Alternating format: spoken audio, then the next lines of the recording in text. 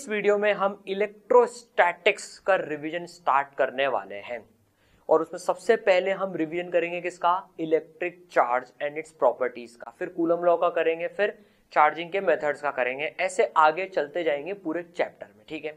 Hello दोस्तों, मैं हूं सारांश गुप्ता और ई सरल आपके लिए लाया है एक पूरी रिवीजन सीरीज जहां पर आपको हर चैप्टर के रिवीजन के वीडियोस मिलेंगे, टॉपिक बाय टॉपिक रिवीजन के वीडियोस मिलेंगे, ठीक है, जिससे हम फटाफट से कोई भी चैप्टर का रिवीजन कर सकें, इंपॉर्टेंट पॉइंट्स, फॉर्मूलेज, पूरी थ्योरी उसकी जो है रिवाइज कर सके, ठीक है। तो आगे आने वाले वीडियोस के लिए ये पूरी एक सीरीज चलेगी, तो आने वाले वीडियोस के लिए आप चैनल को सब्सक्राइब करें, बेल आइकन पे क्लिक करें, जिससे कि कोई भी वीडियो आने वाला उसकी इंफॉर्मेशन आप तक पहुंच जाए और आपका कोई भी रिवीजन वीडियो छूटे नहीं, ठीक है। तो सब्सक्राइब कीजिए और रिवीजन करते जाइए फटाफट फटाफट फटाफट, ठीक है। तो स्टार्ट करते हैं इलेक्ट्रिक चार्ज से, ठीक है भाई। इलेक्ट्रिक चार्ज के बारे में हम क्या जानते हैं?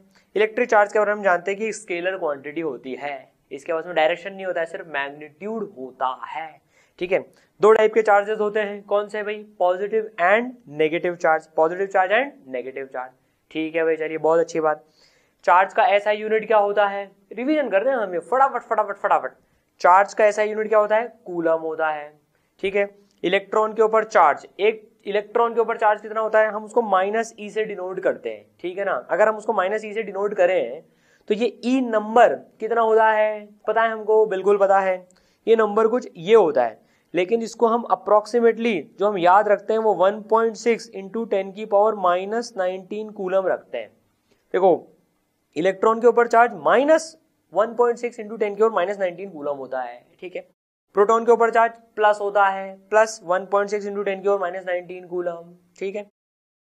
अब देखिए, कूलम बड़ा यूनिट होता है, हमें पता है एक कूलम बड़ा चार्ज होता है, इसलिए हम छोटे यूनिट से भी डील करते हैं। जैसे 1 माइक्रो कूलम, म्यू मतलब माइक्रो, माइक्रो मतलब 10 की पावर -6 कूलम, ठीक है। और छोटा यूनिट देखें तो nano coulomb, 1 nano coulomb, NC, N for nano, 10 की पावर -9 कूलम, ठीक है। चलिए भाई, बहुत अच्छी बात। अब जरा इसकी प्रॉपर्टीज देख लेते हैं, चार्ज की प्रॉपर्टीज देख लेते हैं। पहली property, similar charges repel each other. जो सेम टाइप के चार्जेस होते हैं, सिमिलर चार्जेस होते हैं, वो एक दूसरे को धक्का देते हैं। जैसे पॉजिटिव पॉजिटिव, पॉजिटिव पॉजिटिव पास में रखे, छोड़ दिया, बताओ क्या होगा?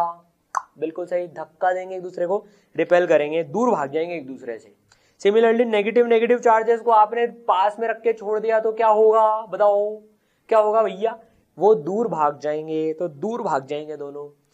अपोजिट चार्जेस जो होते हैं वो एक दूसरे को अट्रैक्ट करते हैं। सर अपोजिट चार्जेस पता है? Positive and negative. जैसे पॉजिटिव और नेगेटिव को आपने छोड़ दिया, पॉजिटिव नेगेटिव को छोड़ दिया तो क्या करेंगे? अट्रैक्ट कर लेंगे ना, ये एक दूसरे को अट्रैक्ट कर लेंगे, ये ठीक है ना। ये अट्रैक्ट करके पास में आ गए। चलो भाई, बहुत अच्छी बात। अब देखो दूसरी प्रॉपर्टी देखते हैं, एडिटिविटी ऑफ चार्जेस।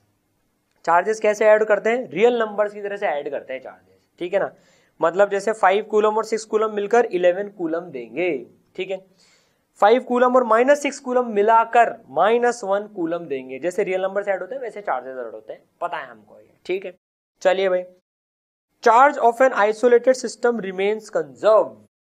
एक आइसोलेटेड सिस्टम है, आइसोलेटेड सिस्टम मतलब अंदर से कोई बाहर ना जा सके और बाहर से कोई अंदर ना आ सके। तो भाई ये आइसोलेटेड सिस्टम है, इसमें चार्ज कंजर्व रहता है, ठीक है। चार्ज पार्टिकल्स बदल सकते हैं। जैसे देखो, अगर एक न्यूट्रॉन है जिसके ऊपर चार्ज 0 है तो वो टूटकर 1 प्रोटॉन और 1 इलेक्ट्रॉन में जा सकता है। लेकिन देखिए, टोटल चार्ज पहले कितना था? 0। अभी भी कितना है? 1 electron and -1 electron, 0 plus E minus E, 0 charge हो गया, ठीक है। तो आइसोलेटेड सिस्टम का चार्ज कंजर्व रहता है। मतलब इस सिस्टम में अगर 1 कूलम चार्ज था तो वो 1 कूलम ही रहेगा अगर सिस्टम आइसोलेटेड है तो, ठीक है। चलिए, बहुत अच्छी बात। Charge is quantized. चौथी प्रॉपर्टी हम देख रहे हैं, चार्ज क्वांटाइज्ड होता है। क्वांटाइज का मतलब समझते हैं अपन कि एक फिक्स्ड क्वांटा में ही वो बढ़ता है और उसकी मिनिमम वैल्यू क्या होती है? मिनिमम वैल्यू होती है 1.6 के पावर -19 कूलम। चार्ज इसी के मल्टीपल्स में बढ़ सकता है। क्वांटाइजेशन का कंसेप्ट समझा था हमने पूरा, जो हमारा पूरा वीडियो लेक्चर है उसमें तो हमने समझा था क्वांटाइजेशन का मतलब क्या होता है। तो रिवीजन चल रहा है, जैसे हमने समझा था कि क्रिकेट में रन्स क्वांटाइज होते हैं, जैसे रन हमेशा एक के मल्टीपल में आगे बढ़ेंगे, जैसे किसी टीम के 50 रन्स हो गए, ऐसा नहीं हो सकता कि भाई 50.5 रन्स हो गए, ऐसा नहीं हो सकता। 50 रन्स होंगे, 200 रन्स होंगे, 250 रन्स होंगे, तो runs are quantized in cricket, वजह से चार्ज इज क्वांटाइज्ड, ठीक है। All other values of charge are integral multiple of this minimum charge, इसकी इंटीग्रल मल्टीपल ही होते हैं चार्ज, चार्ज इज क्वांटाइज्ड, ठीक है। चलिए भाई, बहुत अच्छी बात।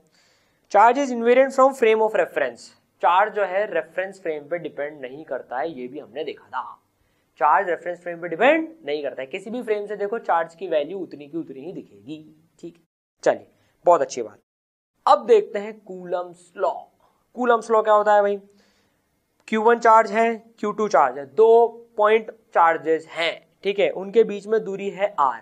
तो अब हमको पता है चार्जेस एक दूसरे के ऊपर फोर्स लगाते हैं, चार्जेस एक दूसरे के ऊपर फोर्स लगाते हैं, तो कितनी फोर्स होती है भैया?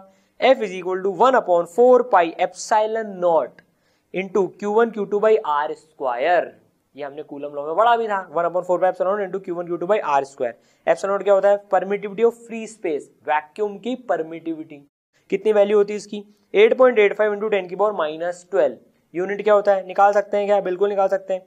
Coulomb square upon newton metre square, newton coulomb coulomb metre square, इसको इधर ले जाएंगे, न्यूटन नीचे आ जाएगा, तो ये आ जाएगा। इसका कई बार डायमेंशन भी हमसे पूछ लेते हैं, तो डायमेंशन निकाल सकते हैं क्या? सर बिल्कुल निकाल सकते हैं डायमेंशन, ठीक है। कूलम्स लॉ को हम जिस तरह से ध्यान रखते हैं वो फॉर्म है के Q1 Q2 by are square. ये जो 1/4 पाई एप्सिलॉन नॉट है ना, इसको हम के बोल देते हैं के, और जब 1/4 पाई एप्सिलॉन नॉट की वैल्यू डालेंगे तो के की वैल्यू जो आ जाती है 9 इंटू 10⁻9 आ जाती है SI यूनिट्स में, तो 9 into 10⁻9 Q1 Q2 by are square, ठीक है। Force line joining along the two charges के अलोंग लगती है। सिमिलर चार्जेस हैं तो एक दूसरे को धक्का देंगे, और अपोजिट चार्जेस हैं तो एक दूसरे को अट्रैक्ट करेंगे। Line joining the two charges, ये पता है हमको। चलिए, बहुत बढ़िया, ठीक है। अब देखिए, ये जो इलेक्ट्रोस्टैटिक फोर्स है जो कूलम्स लॉ से हमें पता पड़ती है, ये सेंट्रल फोर्स होती है। वर्क और एनर्जी में पढ़ा था हमने सेंट्रल फोर्स होती है और कंजर्वेटिव इन नेचर होती है, ठीक है ना। ये प्रिंसिपल ऑफ सुपरपोजिशन फॉलो करती है। ये प्रिंसिपल ऑफ सुपरपोजिशन क्या होता है कि भैया मान लो, एग्जांपल ले लेते हैं, जैसे 3 पॉइंट चार्जेस हैं Q, Q और Q, एक इक्विलेटरल ट्राइंगल की वर्टिसेस पे रखे हुए हैं A साइड की, ठीक है ना। तो देखो, इस A पे जो चार्ज रखा हुआ है Q, इसके ऊपर B वाला चार्ज भी फोर्स लगाएगा और C वाला भी फोर्स लगाएगा, तो जो नेट फोर्स होगी वो इन दोनों के जो फोर्स लग रही है उनका सम होंगी। और फोर्स कौन सी क्वांटिटी है? वेक्टर की स्केलर, स्केलर मत बोल देना। फोर्स कौन सी क्वांटिटी है? वेक्टर क्वांटिटी है फोर्स। तो भैया वेक्टर एडिशन करना पड़ेगा, ठीक है। तो देखो, B जो है A के ऊपर along the line joining force लगाएगा, मान लो ये F1 फोर्स लगा रहा है। C जो है A के ऊपर में F2 फोर्स लगा रहा है। तो प्रिंसिपल ऑफ सुपरपोजिशन के हिसाब से जो A के ऊपर नेट फोर्स लगेगी ना, A के ऊपर चार्ज रखा है, वो इन दोनों का वेक्टर सम होगी। और क्योंकि ये सिमेट्री में रखे हुए हैं, B A सेम चार्जेस भी हैं, तो ये इन दोनों का रिजल्टेंट इधर आएगा, वो कैलकुलेट भी कर सकते हैं अपन, ठीक है। ये प्रिंसिपल सुपरपोजिशन होता है। चलिए, बहुत अच्छी बात। अब इसमें कई इस तरह के क्वेश्चन भी आते हैं भाई। ये 2 चार्ज हैं, +Q + 4Q, where should a third charge be kept so that it is in equilibrium. हमने काफी प्रैक्टिस भी करी थी। देखिए, इसके अगर आपको पूरे लेक्चर्स देखने हैं ना, तो आप ई-सरल ऐप डाउनलोड करें, उसको यूज करके देखें। उसमें ये सारे फुल लेंथ लेक्चर्स हैं। आपको अगर इनमें डाउट हो लेक्चर्स में, तो वहां से लेक्चर्स देख सकते हैं ई-सरल ऐप पर, ठीक है। चलिए, थर्ड चार्ज कहाँ रखें कि वो इक्विलिब्रियम में रहे? इन दोनों के बीच में 3 मीटर का डिस्टेंस है। तो ऐसे टाइप के सवालों को कैसे करते हैं हम? पहले देखते हैं कि भैया किस रीजन में, 3 रीजन में बांट देते हैं, 1, 2 और 3। किस रीजन में चार्ज को रखेंगे? पॉजिटिव चार्ज ले लो। किस रीजन में पॉजिटिव चार्ज को रखेंगे तो भैया वो इक्विलिब्रियम में रह सकता है। वो हमने हिसाब लगाया था, इधर रख के देखेंगे। तो इधर अगर पॉजिटिव चार्ज रखा प्लस कैपिटल Q रखा, तो इससे भी धक्का मिलेगा, इससे भी धक्का मिलेगा, तो यहाँ तो ये नहीं रह सकता इक्विलिब्रियम में। फर्स्ट रीजन गया। सिमिलरली थर्ड रीजन गया, तो कौन सा रीजन बचा? सेकंड रीजन बचा। तो इसमें चार्ज रखेंगे तो वो एक साइड से इधर धक्का मिलेगा, एक साइड से इधर धक्का मिलेगा, तो यहाँ इक्विलिब्रियम में रहने की संभावना है।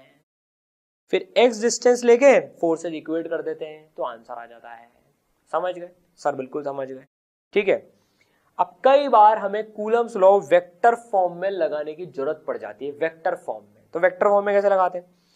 देखो दो चार्ज है Q1 Q2, ये ओरिजिन है, यहां से इसका पोजीशन वेक्टर है R1, यहां से इसका पोजीशन वेक्टर है R2। तो Q1 Q2 को जो लाइन ज्वाइन करेगी, जो Q1 से Q2 का जो पोजीशन वेक्टर होगा वो होगा R21, that is R2 minus R1। तो फोर्स कितनी हो जाएगी? फोर्स ऑन 2 ड्यू टू 1, देखो फोर्स ऑन 2 F21 मतलब force on 2 due to 1 upon 4 pi epsilon not Q1 Q2 by R square, ये जो डिस्टेंस है इनके बीच का R21 का स्क्वायर और R21 कैप, ये इसका यूनिट वेक्टर है R21 कैप। ठीक है, लेकिन हमने इसका एक बेटर तरीका देखा था। कभी भी वेक्टर में निकालना हो, देखो अगर हम डायरेक्ट ये फॉर्मूला लगाएंगे ना तो इसमें Q1 Q2 का साइन के साथ डालने पड़ेंगे, पॉजिटिव है तो पॉजिटिव, नेगेटिव है तो नेगेटिव। ठीक है ना, लेकिन हमने एक बेटर तरीका क्या देखा था? क्या होता है बेटर तरीका? कि यार पहले ना मैग्नीट्यूड तो अलग से निकाल लो, के Q1 Q2 by R square करके मैग्नीट्यूड तो अलग से निकाल लो पहले। ठीक है ना, फिर दिमाग लगा के डायरेक्शन अलग से निकाल लो। भाई जैसे मानो अगर यहाँ पर +2 कूलम का चार्ज है, यहाँ पर मान लो -3 कूलम का चार्ज है, तो फोर्स तो अपन K into 2 coulomb into 3 coulomb divide by, मान लो इनके बीच की डिस्टेंस है 2 मीटर, तो 2 स्क्वायर, ये निकाल ली पहले फोर्स की वैल्यू। अब डायरेक्शन अलग से निकाल लेंगे, यार ये पॉजिटिव नेगेटिव में अट्रैक्ट करेंगे, तो 3 कूलम -3 कूलम पे चार्ज है तो वो इस वेक्टर के अलोंग लगेगा। ठीक है, ये हमने सीखा था। इस तरह से वेक्टर फॉर्म में हम कर लेते पहले मैग्नीट्यूड एंड देन डायरेक्शन। समझ गए? तो अच्छे से समझ गए, चलिए बहुत बढ़िया। अब जरा चार्जिंग के मेथड्स देखते हैं हम। चार्जिंग बाय फ्रिक्शन, हमने क्या देखा था? एक मान लो ग्लास रॉड ली, एक सिल्क क्लॉथ लिया, इनको आपस में घिसेंगे ऐसे, तो फ्रिक्शन से ये चार्ज हो जाएंगी चीजें। ग्लास रॉड क्या हो जाती है? पॉजिटिवली चार्ज, और ये सिल्क क्लॉथ क्या हो जाता है? नेगेटिवली चार्ज हो जाता है, क्योंकि ग्लास रॉड के जो इलेक्ट्रॉन होते हैं वो इधर भाग जाते हैं इसमें। ग्लास रॉड की इलेक्ट्रॉन्स के प्रति एफिनिटी कम होती है सिल्क के मुकाबले, तो सिल्क इसके इलेक्ट्रॉन ले जाता है, तो इस पे इलेक्ट्रॉन्स आ जाते हैं और इस पे पॉजिटिव चार्ज बच जाता है। ठीक है, दूसरा मेथड हमने देखा था चार्जिंग बाय इंडक्शन। इंडक्शन से कैसे चार्ज करते हैं? ठीक है, तो देखो स्टेप 1 स्टेप सीखी थी हमने, ये अनचार्ज्ड बॉडी है, मान लो ये चार्ज नहीं है, अनचार्ज बॉडी। हमें चार्जिंग देखने की, बॉडी इसकी चार्जिंग कैसे होती है। ये भी न्यूट्रल बॉडी है, ठीक है, तो हम क्या करते हैं? चार्ज बॉडी को इसके पास में लेके आते हैं, एक चार्ज बॉडी को इसके पास में लेके आए, पॉजिटिव चार्ज को लेके आए, तो बताओ क्या होगा? ये नेगेटिव को अपनी साइड खींच लेगा, तो नेगेटिव नेगेटिव इस साइड आ जाएंगे, पॉजिटिव पॉजिटिव इस साइड चले जाएंगे, मतलब इधर पॉजिटिव पॉजिटिव बच जाएंगे। ठीक है, स्टेप 2 क्या करते हैं हम? स्टेप 2 में ये जो अनचार्ज बॉडी है इसको अर्थ से कनेक्ट कर देते हैं, अर्थिंग कर देते हैं इसकी, जिससे क्या होता है? ये पॉजिटिव चार्ज अर्थ में मिल जाएंगे। सर पॉजिटिव चार्ज अर्थ में नहीं मिलते, सही कह रहे हो आप, नेगेटिव चार्ज इनको आके न्यूट्रलाइज कर देते हैं। वो तो हमें रिप्रेजेंट आसान करने के लिए बोल दिया कि पॉजिटिव चार्ज अंदर चले गए, ट्रेवल तो यार इलेक्ट्रॉन करते हैं और वो इन सबको न्यूट्रलाइज कर देते हैं। ठीक है, स्टेप 2 हो गई। स्टेप 3 में क्या करते हैं हम? Uncharged body is disconnected from the earth, इस बॉडी को अर्थ से डिस्कनेक्ट कर देते हैं। स्टेप 4 में क्या करते हैं? ये जो चार्ज बॉडी है इसको रिमूव कर देते हैं, इसको हटा देते हैं, जिससे क्या होता है?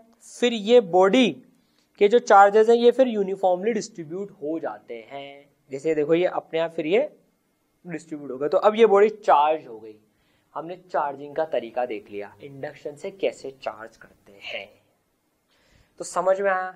तो देखो हमने फटाफट चार्ज का रिवीजन कर लिया, कूलम्स लॉ का रिवीजन कर लिया और चार्जिंग के मेथड्स का रिवीजन कर लिया।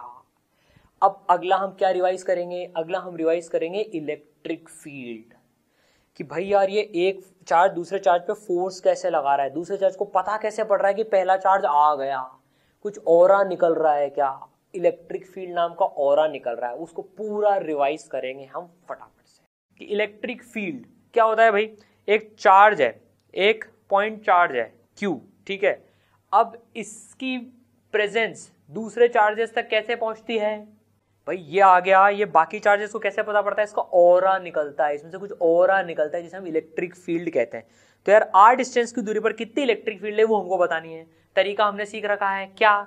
एक पॉइंट चार्ज लेते हैं, एक पॉइंट चार्ज रखते हैं, यहाँ पर Q0 का पॉइंट चार्ज रखते हैं, पॉजिटिव चार्ज रखते हैं, इस चार्ज के ऊपर फोर्स देखें तो इस चार्ज के ऊपर फोर्स कितनी, K Q not by are square, इतनी फोर्स। हमें यहाँ पर इलेक्ट्रिक फील्ड निकालनी है। तरीका भी रिवाइज कर रहे हैं हम कैसे निकालते हैं किसी भी सेटअप के कारण से इलेक्ट्रिक फील्ड।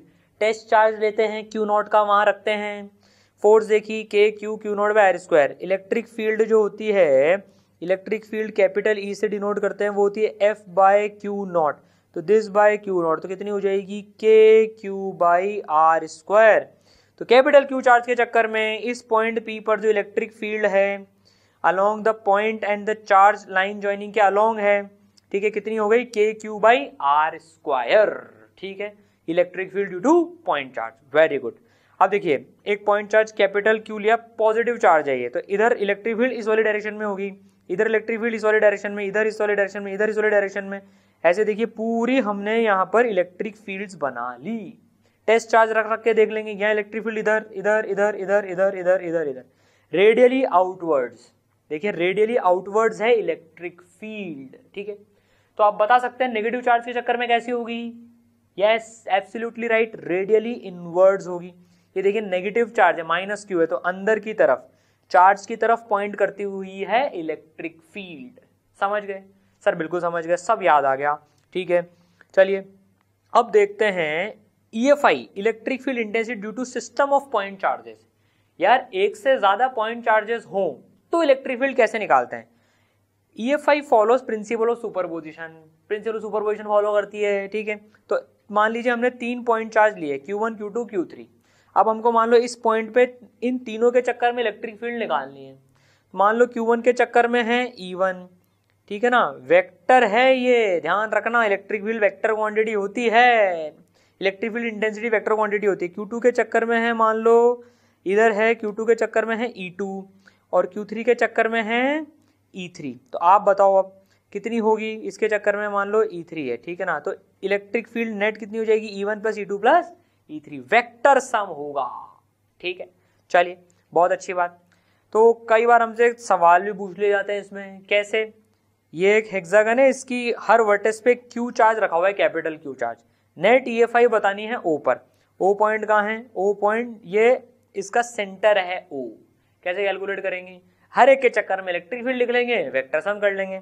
तो यार ये सारे डिस्टेंस मान लो A डिस्टेंस की दूरी पर है, सिमेट्री है, तो कैपिटल Q के चक्कर में जो इलेक्ट्रिक फील्ड है मान लो वो है K capital Q by A square इस पॉइंट पे। इस Q के चक्कर में किधर होएगी, इस Q के चक्कर में इधर होएगी, इस लाइन के अलोंग होएगी E, इसको E बोल दिया। इस कैपिटल Q के चक्कर में इधर होएगी, इस कैपिटल Q के चक्कर में इधर, इसके चक्कर में इधर, इसके चक्कर में इधर, इसके चक्कर में इधर। तो यार ये तो 6 वेक्टर एकदम इक्वल एंड अपोजिट हो गए एक दूसरे के, ये मैग्नीट्यूड भी सेम है, तो आंसर कितना आ जाएगा, 0 आ जाएगा, नेट इलेक्ट्रिक फील्ड 0 हो जाएगी। सर यहाँ पर 2Q होता तो यहाँ पर ये 2E आ जाती, यहाँ पर ये E आ जाती, बाकी सब कुछ चीजें तो सेम ही रहती, E। ठीक है, तो सब कैंसिल हो जाता, 2E और E का E आंसर आ जाता, KQ बाई A स्क्वायर। ठीक है, चलिए बहुत अच्छी बात। अब हमसे कई बार ऐसे भी सवाल पूछे जाते हैं कि यार ये 2 पॉइंट चार्जेस हैं Q और Q, D डिस्टेंस की दूरी है, एक पॉइंट है D/3 और 2D/3, यहाँ पर नेट इलेक्ट्रिक फील्ड बताओ। तो यार इस पॉइंट चार्ज के चक्कर में इलेक्ट्रिक फील्ड, इस पॉइंट चार्ज के चक्कर में इलेक्ट्रिक फील्ड, दोनों का वेक्टर एडिशन, वैसे तो इसमें सब्ट्रैक्शन हो जाएगा मैग्नीट्यूड का तो, और नेट इलेक्ट्रिक फील्ड आ जाएगी। इसी कंसेप्ट को यूज करते हुए 2 पॉइंट चार्जेस का, जो 2 पॉइंट चार्जेस के कारण से जो इलेक्ट्रिक फील्ड में वेरिएशन आता है उनकी लाइन ज्वाइनिंग में, वो हमने सीखा था, उसको भी रिवाइज कर लेते हैं। भाई 2 पॉइंट चार्जेस है प्लस Q और प्लस Q, ये इनको लाइन ज्वाइन कर रही है ये वाली, ठीक है ना। हमें इलेक्ट्रिक फील्ड का वेरिएशन बताना है कि यार इधर चल रहे हैं तो इलेक्ट्रिक फील्ड कैसे वेरी कर रही है। इलेक्ट्रिक फील्ड हमने पढ़ा था KQ बाय आर स्क्वायर होती है, तो जब R टेंडिंग टू 0 होगा तो electric field tending to infinity होगी। यार जब किसी चार्ज के एकदम पास में जाएंगे तो इलेक्ट्रिक फील्ड का प्रकोप बहुत ज्यादा हो जाएगा, क्योंकि हम चार्ज एकदम R टेंडिंग टू 0 एकदम नजदीक आ गए तो डिनोमिनेटर बहुत छोटा तो इनफाइनाइट हो जाएगी, और बहुत दूर जाएंगे तो एक चार्ज का जो इफेक्ट है वो इलेक्ट्रिक फील्ड है वो 0 की तरफ टेंड करेगी। ठीक है, तो हम ऐसे हर पॉइंट पे जाते जाते जाते जाते इलेक्ट्रिक फील्ड नापते जाते हैं। इसका पूरा तरीका हमने जो ईसरल ऐप में जो लेक्चर्स हैं उसमें पूरा डिटेल्ड तरीके से सीखा है कैसे ग्राफ प्लॉट करते हैं। यहाँ तो हम रिवीजन कर रहे हैं, तो देखिए इसका जो ग्राफ आता है इलेक्ट्रिक फील्ड का वो ऐसे आता है इस रीजन में, वो हमने सीखा था, पूरा सीखा है वहां पर कि भाई पहले मार्क लगा लेते हैं, इसके पास में आए तो इन्फिनिटी, इधर गए तो इन्फिनिटी। इसी तरह से यहां पर ग्राफ ऐसा आएगा, यहां पर ग्राफ ऐसा आएगा, राइट साइड को पॉजिटिव मानते हुए ऐसे ग्राफ आएंगे। आपको इनकी डिटेल देखनी है ग्राफ कैसे आते हैं तो आप ईसरल ऐप डाउनलोड करें गूगल प्ले स्टोर से, और उसमें आप ये लेक्चर इलेक्ट्रोस्टैटिक्स चैप्टर में ये लेक्चर आप देख लें, ठीक है। चलिए अब अगर हम पॉजिटिव और नेगेटिव चार्ज लें, एक साइड पॉजिटिव एक साइड नेगेटिव, फटाफट से रिवीजन करते हैं। तो इसके चक्कर में जो ग्राफ आता है वो कुछ ऐसा आता है, और इधर से कुछ ऐसा आता है, और यहां से कुछ ये ऐसा ग्राफ आता है, ठीक है। इस रीजन में कहीं पर भी इलेक्ट्रिक फील्ड जीरो नहीं होती, क्योंकि इन दोनों के चक्कर में, प्लस क्यू के चक्कर में इधर और माइनस क्यू के चक्कर में इधर, तो ऐड हो रही है फील्ड हर जगह, इसलिए जीरो कहीं नहीं हो रही है, देखिए इलेक्ट्रिक फील्ड, ठीक है। बहुत बढ़िया। अब हम देखते हैं EFI on perpendicular bisector of line joining 2 point charges. 2 point charges हैं, ठीक है, 2 पॉइंट चार्जेस, देखिए प्लस क्यू ले लिया। इसका परपेंडिकुलर बाइसेक्टर लें, देखिए इसको लाइन ज्वाइन करने वाला परपेंडिकुलर बाइसेक्टर है, तो यार इस पे इलेक्ट्रिक फील्ड कैसे वेरी कर रही है, क्या है इलेक्ट्रिक फील्ड वो देखते हैं। तो मान लीजिए परपेंडिकुलर बाइसेक्टर से ये R डिस्टेंस, ये R distance, total 2R distance हो गया, ठीक है ना। एक पॉइंट लिया P, यहां पर हमको इलेक्ट्रिक फील्ड निकालनी है, इन दोनों के कारण से नेट, प्रिंसिपल ऑफ सुपरपोजिशन लगाएंगे, इसके चक्कर में देखेंगे, इसके चक्कर में देखेंगे, और दोनों का वेक्टर एडिशन कर देंगे। तो x डिस्टेंस की दूरी पर है, मान लीजिए ये यहां से लेकर यहां तक x डिस्टेंस है ये टोटल, ठीक है। तो इसके चक्कर में जो q के चक्कर में फील्ड होगी वो इधर होगी, E बोल दिया उसको हमने, इस, और ये एंगल थीटा बना रहा है मान लो ये। इसके चक्कर में जो फील्ड होगी वो भी E होगी, क्योंकि दोनों से सेम डिस्टेंस की दूरी पर है ये पॉइंट P, परपेंडिकुलर बाइसेक्टर पर है। तो जो नेट आ जाएगा इन दोनों का, जो नेट आ जाएगा ना, इन दोनों वेक्टर्स का ये भी एंगल यार थीटा ही होगा, इन दोनों का जो नेट आ जाएगा वो इधर आ जाएगा, ई नेट इधर आ जाएगा, और ई नेट की जो वैल्यू आएगी वो कितनी आएगी, ई नेट की value K2QX upon x square plus R square की पावर 3/2। ये हम डिराइव भी कर चुके हैं। K2Q, 2Q देखिए, 2Q क्या है, टोटल चार्ज है पूरे सिस्टम का, ये Q और ये Q टोटल मिला के कितना हुआ 2Q, x divide by x square plus R square की पावर 3/2, ठीक है। अब यार हमको एग्जाम में मान लो जब हमारे पास में ये फॉर्मूला ऐसे सामने के सामने नहीं है, यार अभी चेक कैसे करें कि यार ये फॉर्मूला सही है कि नहीं है, वो भी मैं आपको एक ट्रिक बताता हूँ। देखो चेक कैसे करेंगे, यार ये फॉर्मूला लिखा है ये मतलब एकदम ही गलत तो नहीं है ना। यार एक काम करो, इसमें ना x 0 डाल के देख लो, x सब 0 डालोगे ना, x की वैल्यू 0 हो जाएगी, मतलब यहाँ पॉइंट आ गया। अब यहाँ पर तो प्लस क्यू के चक्कर में इधर फील्ड हो गई है ना, और इसके चक्कर में इधर हो गई, और ये ई डैश और ई डैश दोनों बराबर हो जाएंगे, क्योंकि ये भी आर डिस्टेंस ये भी आर डिस्टेंस, तो यहाँ 0 आनी चाहिए, x इक्वल टू 0 पर नेट फील्ड 0 आनी चाहिए। x इक्वल टू 0 डालो, 0 आ रही है, मतलब एकदम गलत तो नहीं है, एक चेक पॉइंट तो लगा लिया, एक चेक पॉइंट तो लगा लिया, ठीक है ना। चलो भाई बहुत अच्छी बात। तो K2Q x upon X square plus R square की पावर 3/2, ये X square plus R square का ये जो है ना अंडर रूट ये वाला डिस्टेंस है, X square plus R square का अंडर रूट ये वाला डिस्टेंस है की पावर 3/2, ठीक है। डायमेंशनली भी चेक कर लिया करो इसको, पता है कभी आप पावर भूल गए, देखो ये सारी चीजें ना बहुत हेल्प करती है एग्जाम में, क्योंकि क्या होता है हमारे सामने फॉर्मूला तो होता नहीं है। अब हम भूल गए, मान लो हम भूल गए कि यार यहाँ 1/2 आएगा कि 3/2 आएगा, हम भूल गए, अब अगल बगल में झांक के तो काम चल नहीं सकता है, तो फिर कैसे होएगा काम। देखो 3/2 आएगा कि 1/2 आएगा, वो डायमेंशन से चेक कर लो। यार इलेक्ट्रिक फील्ड कैसी होती है, KQ/R स्क्वायर होती है, तो K आ गया, ठीक है, 2Q आ गया, ठीक है, ये चार्ज का डायमेंशन। अब 1 अपॉन डिस्टेंस स्क्वायर होना चाहिए, 1 अपॉन डिस्टेंस स्क्वायर होना चाहिए। ऊपर देखो ये x है, x का मतलब हो गया डिस्टेंस, तो यहाँ पर एक लिख लो यार, ठीक है, मतलब 1 अपॉन मीटर स्क्वायर होना चाहिए, तो x के बदले लिख लो मीटर, यूनिट लिख लो इसका, X square plus R square, इसका यूनिट हो गया मीटर स्क्वायर, दोनों डिस्टेंस ही हैं तो मीटर स्क्वायर, 3/2 तो नीचे आ गया metre cube, metre upon metre cube कटा 1 अपॉन मीटर स्क्वायर, और ये भी देखो 1 अपॉन मीटर स्क्वायर ही है ये, मतलब यहाँ पर 3/2 ही आएगा। अगर यहाँ पर गलती से 1/2 लिख दिया होता तो ये 1/2 हो जाता यार, ये 1/2 हो जाता तो 3 के बदले आ जाता 1 आ जाता, फिर m से m तो कट ही जाता, तो मतलब फॉर्मूले में गलती हुई है। ऐसे हम चेक कर लेते हैं। देखो समझ में आई बात? तो ये यहाँ पर ये तरीका होता है चेक करने का। कभी हमारा कॉन्फिडेंस है ना कि फॉर्मूला सही लिखा है गलत लिखा है, ऐसे चेक कर लो, ठीक है। तो 2 पॉइंट के परपेंडिकुलर बाइसेक्टर पे फील्ड निकाल ली हमने। चलो भाई बहुत अच्छी बात, आगे बढ़ते हैं। अब इसका ग्राफ देखते हैं जरा कैसे वेरी कर रहा है। ग्राफ बनाते हैं इसका। तो इसका ग्राफ है ना ऐसा आता है। ये मैक्सिमा कहाँ पर आता है हमको पता है, बताओ जरा, याद हो तो आपको बताओ। r/√2 पर आता है। ये यहाँ से डिस्टेंस r/√2, मतलब जो x की वैल्यू के साथ में हमने ये ग्राफ प्लॉट करा है, तो जब x की वैल्यू r/√2 हो जाएगी वहां पर फील्ड की वैल्यू मैक्सिमम होती है r/√2 पे। इसका पूरा डेरिवेशन हमने जो फुल लेंथ लेक्चर है उसमें करा हुआ है, वहां से देख सकते हैं, ठीक है। चलिए भाई बहुत अच्छी बात। ये ग्राफ ध्यान रखें, कई बार पूछा जाता है, ये सीधे सीधे रहता है ग्राफ, और ये वैल्यू r/√2, r क्या डिस्टेंस है, टोटल दोनों के बीच का नहीं है, ध्यान रखना, परपेंडिकुलर बाइसेक्टर से एक चार्ज का डिस्टेंस है, ठीक है। चलो के टोटल चार्ज x/x² + r² की पावर 3/2, ठीक है। अब हम देखते हैं एक यूनिफॉर्मली चार्ज रिंग, एक रिंग ले ली, उसके एक्सिस पर EFI कैसे वेरी करती है। तो यार हमने एक रिंग ले ली है, ठीक है ना, इस पे टोटल चार्ज है Q, इस पे टोटल चार्ज है Q, ठीक है। इसका रेडियस है R, इसके परपेंडिकुलर बाइसेक्टर, एक परपेंडिकुलर बाइसेक्टर क्या इसका एक्सिस हो गया, ये इसका एक्सिस हो गया ये, ठीक है ना। ये पॉइंट P है, ये डिस्टेंस है x। अब हमको इलेक्ट्रिक फील्ड बतानी है। इलेक्ट्रिक फील्ड कितनी आती है पॉइंट P पर, E = kqx/x² + r² की पावर 3/2। देखो अभी फॉर्मूला उसका पढ़ा था हमने, ये Q ये Q, इसके परपेंडिकुलर बाइसेक्टर पे x डिस्टेंस की दूरी पर फील्ड आई थी k2qx/x² + r² की पावर 3/2। अब देखो यहाँ पर 2q के बदले कैपिटल Q आ गया।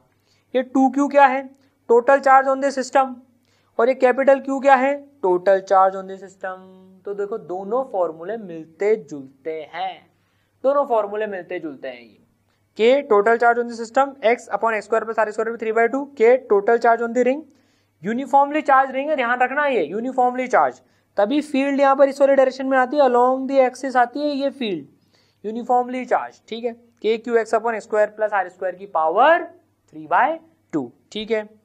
चलिए भाई ये इलेक्ट्रिक फील्ड इधर आई, इसका वेरिएशन देखें अपन x के साथ में, तो इसका ग्राफ भी सिमिलर आएगा, इसका ग्राफ ऐसा ही सिमिलर आएगा, और r/√2 पे मैक्सिमम आती है। r/√2 पर जब x की वैल्यू r/√2 हो जाती है तो फील्ड मैक्सिमम हो जाती है, ठीक है।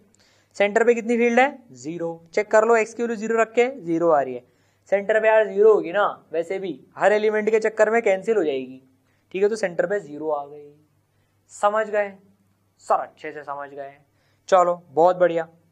अब अपन देखते हैं EFI due to uniformly charge thin straight wire. अब भैया एक स्ट्रेट वायर है ये, इसके ऊपर लैम्डा चार्ज डेंसिटी का चार्ज है, लैम्डा लीनियर चार्ज डेंसिटी है, charge per unit length, uniformly charge तार है ये P पॉइंट पे इलेक्ट्रिक फील्ड निकालनी है। P पॉइंट जो है ये यहाँ से हमने परपेंडिकुलर खींच दी तार पे, ये θ1 बना रहा है ऊपर वाले कोने से और θ2 बना रहा है नीचे वाले कोने से, यहाँ पर इलेक्ट्रिक फील्ड बतानी है। यार अब ये जरूरी नहीं है θ1 θ2 बराबर ही हो, ठीक है ना। तो देखो एक इलेक्ट्रिक फील्ड का जो कंपोनेंट आएगा वो इस वायर के परपेंडिकुलर आएगा, उसे हम ई परपेंडिकुलर बोल रहे हैं, और एक इस वायर के अलोंग बोल लेते हैं हम ई पैरेलल। तो एक कंपोनेंट ई परपेंडिकुलर, एक कंपोनेंट ई पैरेलल। अब ई परपेंडिकुलर की वैल्यू कितनी होती है, के λ/r sin θ1 प्लस sin θ2, और पैरेलल की वैल्यू कितनी होती है, के λ/r cos θ1 minus cos θ2। Perpendicular की होती है के λ/r sin θ1 plus sin θ2, parallel की होती है के λ/r cos θ1 माइनस cos θ2। अब पता है मेरे को यार इसमें कंफ्यूजन होता था जब मैं पढ़ता था ना, तो यार मेरे को कंफ्यूजन रहता था इसमें कि यार ये परपेंडिकुलर वाले में cos का फॉर्मूला आएगा कि पैरेलल वाले में cos का आएगा, किस में आएगा cos का फॉर्मूला, ये तो ध्यान रहता था यार cos में माइनस आएगा। अब देखो ऐसी चीजें कई बार आती है हमारे सामने, कई चीजों में ऐसा कंफ्यूजन रहता है, तो यार इसके लिए ना एक प्लान बी तैयार रहना चाहिए कि एग्जाम में आया, अब भूल गए, अब क्या करेंगे।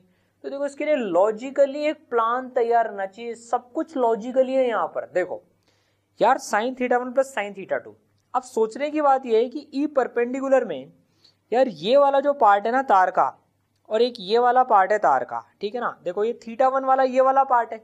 अब इसके चक्कर में जो इलेक्ट्रिक फील्ड आ रही है, इसके चक्कर में जो इलेक्ट्रिक फील्ड आ रही है, इसके छोटे छोटे एलिमेंट्स के चक्कर में, वो देखो यहाँ ऐसे कहीं पर आ रही है, ये ऐसे आ रही है।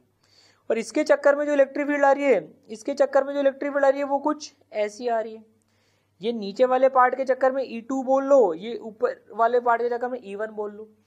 अब यार जो ये परपेंडिकुलर वाला कंपोनेंट है ना, इसमें तो देखो यार E1 और E2 दोनों ऐड हो रहे हैं।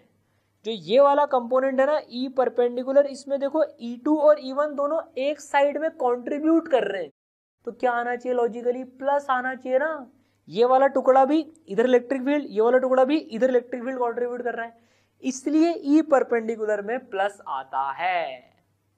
अब आप एक कभी भी नहीं भूलोगे, ई परपेंडिकुलर में प्लस आता है। और परपेंडिकुलर मतलब साइन, क्योंकि साइन थीटा में वो परपेंडिकुलर बाय हाइपोटेनस होता है, तो साइन परपेंडिकुलर में आता है और कॉस पैरेलल में आता है, ठीक है। तो साइन में प्लस आता है। और देखो अब ये पैरेलल वाली फील्ड, अब ये पैरेलल वाली फील्ड देखें, अगर अपन इसको अलग कलर से बनाए, अगर पैरेलल वाली फील्ड देखें तो ये ई पैरेलल, ये ई पैरेलल आ रही है। देखो ये इसमें E1 का कंपोनेंट और E2 का कंपोनेंट सब्ट्रैक्ट हो रहा है, इसलिए यहाँ पर माइनस आ रहा है। यहाँ पर समझ गए? याद रहेगा यार। ऐसी चीजें हमको ना ध्यान रखनी पड़ेगी। मैं आपको सिखाऊंगा ऐसी चीजें आगे भी रिवीजन वीडियोस में कि इन सब का प्लान बी क्या है। तो फिजिक्स मेरा है ना, तीनों सब्जेक्ट में, फिजिक्स केमिस्ट्री मैथ्स में से वन ऑफ दी मतलब फेवरेट सब्जेक्ट था, अभी भी फेवरेट सब्जेक्ट फिजिक्स ही है। इसने बहुत, इसका ही सबसे बड़ा कंट्रीब्यूशन है मेरी ऑल इंडिया रैंक 41 लाने में। यार ये फिजिक्स से ना मोहब्बत हो जाती है। आपको लग रहा होगा सर कैसी बात कर रहे हैं सर, मोहब्बत हो सकती है क्या? अरे भैया आज तक आपने हो सकता है फिजिक्स को उस एंगल से नहीं देखा, उस खूबसूरती वाले एंगल से देख के तो देखो एक बार फिजिक्स को, मोहब्बत हो जाएगी। ये सब सब्जेक्ट है, सब कुछ लॉजिकली होता है, जबरदस्त मजेदार। तो देखो प्लान भी समझ में आया। Sine θ1 plus sine θ2 E perpendicular में आता है और पैरेलल में cos θ1 माइनस cos θ2 आता है। याद रहेगा k lambda by are sine θ1 plus sine θ2 k lambda by R cos θ1 minus cos θ2। ठीक है, चलिए ये तो फाइनाइट लेंथ के वायर के चक्कर में हो गया। अब जरा हम इनफाइनाइट लेंथ का वायर लें तो सर इनफाइनाइट लेंथ का वायर कैसे होता है? सर देखो ये इनफाइनाइट लेंथ का वायर ऊपर भी एकदम ऐसे और नीचे भी एकदम ऐसे, इनफाइनाइट लेंथ का वायर है ये। ठीक है, इस पॉइंट बी पे फील्ड निकालनी है। लाइन खींची, r डिस्टेंस की दूरी पर पॉइंट पी है, कितनी इलेक्ट्रिक फील्ड होती है हमको पता है, निकाल भी सकते हैं, डेरिवेशन भी आता है। ई परपेंडिकुलर हो जाएगी, ये ई परपेंडिकुलर और ये हो गई ई पैरेलल। अब आप देखो इसमें θ1 कितना है, अब देखो ऊपर वाला पॉइंट कितना एंगल बना रहा है, 90 डिग्री बना रहा है, नीचे वाला भी 90 डिग्री बना रहा है। तो θ1 θ2 दोनों 90 डिग्री डाल दो, θ1 equal to θ2 equal to 90 degree. तो देखो 90 डिग्री डालोगे तो ये 1 + 1 2 हो जाएगा और ये 0 - 0 0 हो जाएगा। ठीक है, तो कितनी आ गई field? 2k lambda by R. Very important result. ठीक है, इनफाइनाइट वायर के चक्कर में जो फील्ड होती है ना वो होती है 2k lambda by R. Very very important result, very very important result. Infinite wire के चक्कर में होती है 2k lambda by R, 2k lambda by R, 2k lambda by are. ठीक है, इस वाले डायरेक्शन वो भी परपेंडिकुलर होती है। ठीक है यार, इसका और इसका इनफाइनाइट में तो हर जितनी ऊपर उतनी नीचे, तो अलोंग वाला कंपोनेंट तो कैंसिल ही हो गया, इसलिए परपेंडिकुलर वाला आता है 2k लैम्डा बाई आर। ठीक है, अब सर चलिए सेमी इनफाइनाइट वायर के चक्कर में भी रिवाइज करवा दीजिए। भाई uniformly charge semi infinite long wire, semi infinite मतलब एक साइड से इनफाइनाइट। ठीक है ना, पॉइंट बी पे फील्ड निकालनी है, r डिस्टेंस। अब यार इसके नीचे तो कोई है नहीं, ऊपर ही है, तो यार इसके तो दोनों कंपोनेंट आएंगे, परपेंडिकुलर भी आएगा और पैरेलल भी आएगा। यार इसमें θ1 अगर अपन देखें तो जो θ1 की वैल्यू तो 90 डिग्री है और θ2 की जो वैल्यू है तो 0 डिग्री है। तो यार θ1 साइन θ1 1 और cos θ1 0, cos θ2 0 डिग्री डालेंगे तो 1 आ जाएगा। तो बेसिकली इसमें अगर अपन फील्ड देखें तो इसमें पता है E perpendicular k lambda by r और ई पैरेलल भी k लैम्डा बाई आर। तो अब आप बताओ, लैम्डा को पॉजिटिव मानते हुए, पॉजिटिव चार्ज वायर है, तो एक फील्ड इधर आ जाएगी E perpendicular that is equal to k lambda by r, और एक इधर आ जाएगी E parallel that is equal to k lambda by are. ठीक है भाई, इसकी इलेक्ट्रिक फील्ड यूं आएगी ना, यूं इधर आएगी तो इधर कंपोनेंट और इधर कंपोनेंट हो जाएगा, के लैम्डा बाई आर का के लैम्डा बाई आर का। याद रखने का तरीका यार, अगर दो सेमी इनफाइनाइट वायर मिल जाएं, अगर दो सेमी इनफाइनाइट वायर मिल जाएं तो देखो इसके चक्कर में के लैम्डा बाई आर, के लैम्डा बाई आर, तो देखो 2 के लैम्डा बाई आर हो गई, 2 के लैम्डा बाई आर, और ये वाला कंपोनेंट तो कैंसिल ही हो जाएगा। तो ये इनफाइनाइट वायर के चक्कर में आ गई 2 के लैम्डा बाई आर। तो इनफाइनाइट के चक्कर में जितनी होती है उसकी आधी होती है सेमी इनफाइनाइट के चक्कर में, परपेंडिकुलर भी और पैरेलल भी। समझ गए सर, अच्छे से समझ गए, ठीक है। तो अब देखो इतना रिवाइज कर लिया, अब अपन 10 सेकेंड आंख बंद करके जो है जो अभी तक रिवाइज करा है उसको एक बार गो थ्रू कर लेंगे कि एक पॉइंट चार्ज के चक्कर में, फिर 2 पॉइंट चार्ज आए, फिर ग्राफ्स आए, फिर रिंग आई, फिर उसके बाद में पूरी एक स्ट्रेट लाइन वायर आ गया, उसके चक्कर में परपेंडिकुलर पैरेलल, ये हमने अभी तक रिवाइज कर लिया, ठीक है। चलिए अब हम देखते हैं एक आर्क के चक्कर में उसके जो सेंटर ऑफ कर्वेचर है उस पर कितनी फील्ड होती है। तो भाई हमने एक चार्ज्ड यूनिफॉर्मली चार्ज आर्क ली, लैम्डा लीनियर चार्ज डेंसिटी है इसके ऊपर में, ठीक है ना। ये इसका सेंटर है ओ, सेंटर ऑफ कर्वेचर है ओ। मान लीजिए ये आर्क जो है अल्फा एंगल बना रही है अपने सेंटर पे, अल्फा एंगल बना रही है, ठीक है ना। तो देखिए हर एलिमेंट के चक्कर में कुछ इलेक्ट्रिक फील्ड होगी, हमें सेंटर ओ पर इलेक्ट्रिक फील्ड निकालनी है। तो हम देखिए इसको 2 इक्वल पार्ट में बांट देते हैं, इस पार्ट और इस पार्ट की जो इलेक्ट्रिक फील्ड है वो कंबाइन करके जो इलेक्ट्रिक फील्ड है ना वो इस वाली डायरेक्शन में देगी, इस वाली डायरेक्शन में नेट इलेक्ट्रिक फील्ड आएगी।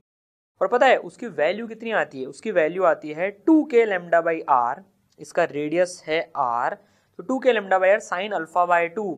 देखिए पूरा एंगल अल्फा है तो ये आधा एंगल जो है दिस इज अल्फा बाई 2, और ये भी जो आधा एंगल है दिस इज अल्फा बाई 2। तो 2 के lambda by are sine of half angle, ये हाफ एंगल है, 2 के lambda by are sine of half angle. अब यहाँ भी कंफ्यूजन आता है, सर कभी भूल गए कि हाफ एंगल आता है कि फुल एंगल आता है, तो यार ऐसे चेक कर लो, हाफ रिंग जो ये पूरी सेमी सर्कुलर रिंग है ना, सेमी सर्कुलर रिंग है, उसके सेंटर ऊपर हमको फील्ड निकालनी है। यार हर एलिमेंट के चक्कर में कुछ फील्ड आ रही है, नेट आएगा, इधर आएगा नेट, तो यार हमने फॉर्मूला लिखा 2 के लैम्डा बाई कैपिटल आर, इसका रेडियस जो है कैपिटल आर है, ठीक है, साइन। अब हम भूल गए कि फुल एंगल था कि हाफ एंगल था, तो यार फुल एंगल तो कितना है 180 डिग्री। अगर हम फुल एंगल लिख देते हैं यहाँ पर 180 डिग्री, देखो हम प्लान बी समझ रहे हैं कि कभी भूल गए कि यार हाफ एंगल आता है कि फुल एंगल आता है, तो यार हमने फुल एंगल लिख लिया साइन 180, साइन 180 तो 0 होता है, जबकि फील्ड 0 नहीं है क्योंकि हर एलिमेंट का जो फील्ड है वो इस वाले डायरेक्शन में तो ऐड ही करेगा, मतलब हाफ एंगल आता है, ठीक है। तो साइन 91 हो गया, तो ई की जो वैल्यू आ गई, ये जो इलेक्ट्रिक फील्ड आ गई दिस इज 2 के लैम्डा बाई कैपिटल आर, 2 के लैम्डा बाई कैपिटल आर। अब हम अगर फुल रिंग की बात करें, फुल रिंग उसका सेंटर है ओ, तो देखो ये फुल एंगल कितना हो गया, ये फुल एंगल हो गया 360 डिग्री। यहाँ पर हमको पता है फील्ड 0 है क्योंकि हर एलिमेंट के कॉरेस्पॉन्डिंग दूसरा एलिमेंट बैठा है जो कि उसकी फील्ड कैंसिल कर देगा। तो देखो 2 के lambda by are sine 360 by 2, 360 by 2 180, sine 180 0, तो देखो यहाँ पर इसके सेंटर पे फील्ड आ गई 0, ठीक है। तो 2 के lambda by are sine alpha by 2 एक आर्क के चक्कर में उसके सेंटर ऑफ कर्वेचर पे होता है, ठीक है। Alpha full angle, alpha by 2 half angle हो गया, ठीक है। चलिए बहुत बढ़िया बात। अब हम जो देखते हैं वो यूनिफॉर्मली चार्ज्ड डिस्क के कारण देखते हैं। अभी तक तो हमने लीनियर एलिमेंट्स देखे थे, देखो straight wire, ring, linear elements है। अब हम जो है जिनमें एरिया है वो एलिमेंट्स देखते हैं। तो देखिए इसमें sigma surface charge density, charge per unit area, ये एक डिस्क है, ये एक डिस्क है, ठीक है ना, इसका रेडियस है आर, इसके एक्सिस पर हमको इलेक्ट्रिक फील्ड देखनी है, sigma is charge per unit area, ठीक है। Surface charge density sigma, uniformly charge है। एक पॉइंट ले लिया P, ये एंगल बना रहा है थीटा एंगल बना रहा है, तो हम इसको डिराइव भी कर चुके हैं। इलेक्ट्रिक फील्ड की जो वैल्यू आती है sigma bye 2 epsilon not 1 minus cos theta, sigma bye 2 epsilon not 1 minus cos theta, ठीक है। चेक करने का तरीका 1 माइनस कॉस थीटा, इनफाइनाइट दूरी पे चल जाओ, इन्फिनिटी पे चल जाएंगे, ये तो एक फाइनाइट डिस्क है, इन्फिनिटी पे चल जाएंगे तो देखो बहुत दूर चल जाएंगे तो जो थीटा है वो क्लोज टू 0 हो जाएगा, क्लोज टू जीरो हो जाएगा, cos 0 1, 1 माइनस 1 0 आना भी चाहिए, बहुत दूर चलेगा इन्फिनिटी पे चलेगा तो फील्ड भी जीरो हो जानी चाहिए, इसलिए 1 minus cos theta, sigma bye 2 epsilon 1 minus cos theta. क्या बात है सर, बहुत बढ़िया, मजा आ गया, एकदम अच्छे से इलेक्ट्रिक फील्ड का रिवीजन हो गया, अलग अलग एलिमेंट्स के कारण से जो इलेक्ट्रिक फील्ड आती है उसका मस्त रिवीजन हो गया। ठीक है, चलिए अब हम पढ़ेंगे इलेक्ट्रिक फील्ड लाइंस, फटाफट से रिवाइज करेंगे इलेक्ट्रिक फील्ड लाइंस के बारे में। देखिए अभी तक जिन भी लोगों ने अभी तक सब्सक्राइब नहीं करा है वो सब्सक्राइब कर लें, क्योंकि कोई भी रिवीजन वीडियो आपका मिस नहीं होना चाहिए, ये सब सीक्वेंस में चल रहे हैं, एक भी टॉपिक नहीं छूटना चाहिए। ठीक है, सब्सक्राइब जरूर कर लें। चलिए इलेक्ट्रिक फील्ड लाइंस, यार ये क्या होती है electric field lines? It is a pictorial way to represent electric field. Electric field को पिक्चर के फॉर्मेट में रिप्रेजेंट करने का एक तरीका होता है, हमको पता है, ठीक है ना। तो जैसे हमने कुछ लाइंस बनाई, तो इलेक्ट्रिक फील्ड लाइंस क्या होती हैं, ये ऐसी कर्व्स होती हैं जिन पे टेंजेंट बनाए ना हम तो हमें इलेक्ट्रिक फील्ड की डायरेक्शन मिल जाती है। इन पे अगर हम टेंजेंट बनाए ना तो हमें इलेक्ट्रिक फील्ड की डायरेक्शन मिल जाती है। ठीक है, चलिए बहुत अच्छी बात है, हमको पता है। Magnitude of EFI at any point is directly proportional to number of field lines crossing unit cross sectional area density of field lines at that point. मतलब क्या है, जहां पर डेंसिटी फील्ड लाइंस की ज्यादा होगी मतलब वहां पर इलेक्ट्रिक फील्ड की वैल्यू ज्यादा है। देखते हैं, जैसे मानो एक हमने एक एरिया बनाया, ठीक है ना, एक यहाँ पर सेम एरिया बनाया बी रीजन में और एक यहाँ पर बनाया, तो देखो यार इस रीजन में फील्ड थोड़ी दूर दूर है, यहाँ पर तो और दूर दूर है और यहाँ पर एकदम पास है। यहाँ पर देखो इस सेम एरिया यूनिट एरिया में से मान लो दो फील्ड लाइंस क्रॉस करके जा रही है, यहाँ पर तो एक ही जा रही है और यहाँ पर तो तीन जा रही है, तो इलेक्ट्रिक फील्ड की जो वैल्यू होगी ना उसका ऑर्डर कुछ ऐसा होगा, सी पे सबसे ज्यादा, फिर ए पर, फिर बी पर। मतलब यार जहां पर इलेक्ट्रिक फील्ड लाइंस की भीड़ ज्यादा होती है ना वहां पर इलेक्ट्रिक फील्ड की वैल्यू ज्यादा होती है। ठीक है, चलो रिवाइज्ड आगे बढ़ते हैं। भाई ये पॉजिटिव चार्ज है, इसके चक्कर में जो इलेक्ट्रिक फील्ड लाइंस होती हैं वो कुछ ऐसी होती हैं, हमें पता है रेडियली आउटवर्ड्स होती हैं, इसके चक्कर में फील्ड लाइंस रेडियली आउटवर्ड्स। और नेगेटिव चार्ज है तो बताओ कैसी होंगी, शाबाश, रेडियली इनवर्ड्स होंगी। ठीक है, अब देखो तो हमने ना 2 डायमेंशन में फिगर बनाया है, एक्चुअल में देखो अब विजुअलाइजेशन की पावर देखना। अब हम देखेंगे कि 3 डायमेंशनल में ये एक पॉइंट चार्ज के चक्कर में फील्ड लाइन कैसी होती है 3 डायमेंशन में। यार एक पॉइंट चार्ज है तो 3 डायमेंशन स्पेस में तो होगी ना फील्ड लाइन, तो देखो वो कुछ ऐसी होती हैं। अब देखो आपको मस्त विजुअलाइज हो जाएगा। भाई कॉपी पे तो हम क्या 2 डायमेंशनल बनाते हैं, अभी देखो ये 3 डायमेंशनल विजुअलाइजेशन हो रहा है पूरा हमको। यही तो पावर है टेक्नोलॉजी की, पूरा विजुअलाइज हो रहा है, पूरा विजुअलाइज हो रहा है। ठीक है, चलिए बहुत अच्छी बात। अब अगर मान लीजिए एक पॉइंट चार्ज के चक्कर में तो हमने देख ली कि फील्ड लाइंस कैसी होती है, एक एक पॉइंट चार्ज के चक्कर में पॉजिटिव नेगेटिव दोनों देख ले। लेकिन यार अगर 2 पॉइंट चार्ज आ गए तो इलेक्ट्रिक फील्ड लाइंस कैसी होंगी, तो देखो 2 पॉजिटिव चार्जेस के कारण से इलेक्ट्रिक फील्ड लाइंस कुछ ऐसी होती हैं, कुछ ऐसी फील्ड लाइंस होती हैं। इसको हमने याद रखने का, समझने का एक तरीका भी समझा था। यार मान लो ये किसी के खोपड़ी के, एक खोपड़ी है पॉजिटिव, उसके बाल हैं, जैसे एक पॉजिटिव चार्ज के चक्कर में जो फील्ड लाइंस होती है ना उसके बाल ऐसे ऐसे ऐसे ऐसे सीधे सीधे सीधे सीधे सीधे हैं, ये हमने समझा भी था। यहाँ एक पॉजिटिव चार्ज है, उसके बाल तो कुछ ऐसे हैं। अब दूसरा पॉजिटिव चार्ज भी आ गया, अब उसके इंडिविजुअल बाल खुद के ऐसे खोपड़ी के। अब positive positive repel each other, तो इस पॉजिटिव ने इस वाले पॉजिटिव को फूंक मारी, फूंक मारी इस पॉजिटिव को, तो इसके बाल कैसे उड़ेंगे, तो इसके बाल ऐसे पीछे हो जाएंगे। यार पॉजिटिव पॉजिटिव धक्का देते ना एक दूसरे को, तो ये पॉजिटिव एक वो हेयर ड्रायर की तरह से हवा फेंक रहा है, तो इसके बाल ऐसे हो गए। ये भी सेम काम कर रहा है तो इसके बाल ऐसे हो गए, समझ गए। इसलिए इसकी फील्ड लाइंस कुछ ऐसी आती है। ठीक है, अब आप समझ लो अगर पॉजिटिव और नेगेटिव चार्ज हैं तो क्या होंगे, पॉजिटिव नेगेटिव तो अट्रैक्ट करते हैं, तो ये नेगेटिव जो है ये पॉजिटिव के जो बाल है ना, जो सीधे सीधे सीधे से बाल उनको खींच लेगा, और ये पॉजिटिव इस नेगेटिव को खींच लेगा। तो कैसी फील्ड लाइंस आ जाएंगी, कुछ ऐसी आ जाएंगी। देखो इसने इसके बाल खींच लिए, ये इधर हो गए, ये इधर हो गया मामला। ठीक है, चलो बहुत अच्छी बात। ये एक इनफाइनाइट वायर है, ठीक है, इसके चक्कर में फील्ड लाइंस ऐसी सीधी सीधी सीधी सीधी सीधी, ये फील्ड लाइंस ऐसी सीधी सीधी सीधी सीधी ऐसे इससे निकलती है। ठीक है, इसके चक्कर में फील्ड लाइंस देख ली हमने। चलो रिवाइज्ड और देखते हैं भाई। अब जरा हम इलेक्ट्रिक फील्ड लाइंस की प्रॉपर्टीज रिवाइज कर लेते हैं फटाफट से, सुपर फास्ट तरीके से। क्या प्रॉपर्टीज होती है भाई, ये अभी तक जितनी पढ़ी ना आपने उनके डायग्राम बना लिए यहाँ पर, इन डायग्राम से वेरीफाई भी करते जाएंगे प्रॉपर्टीज।